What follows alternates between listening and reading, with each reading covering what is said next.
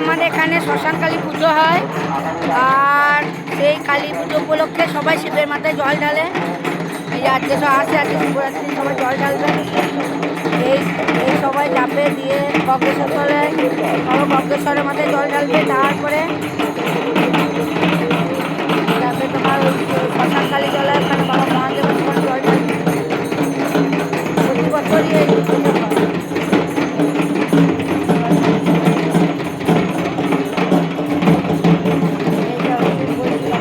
একটা ব্যাচ হলো, আবার একটা ব্যাচ আসছে।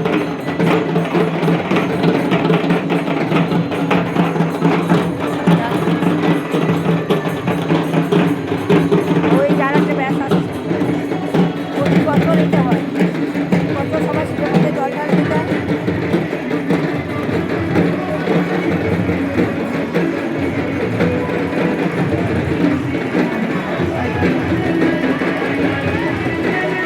প্রতি পাড়ায় একটা করে ব্যাচ।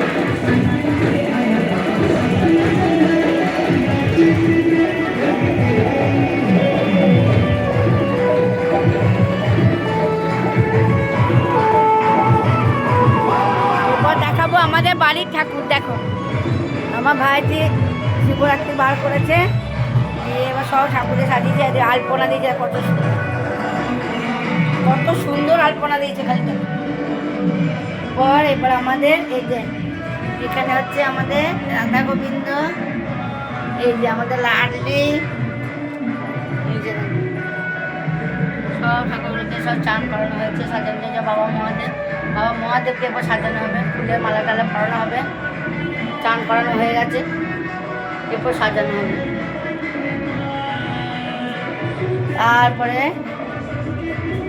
বাবাকে সাজিয়ে টাজিয়ে ভোগ টোগ দেওয়া হবে। আমার ভাই সারাদিন ধরে এই কাজে হচ্ছে গেল।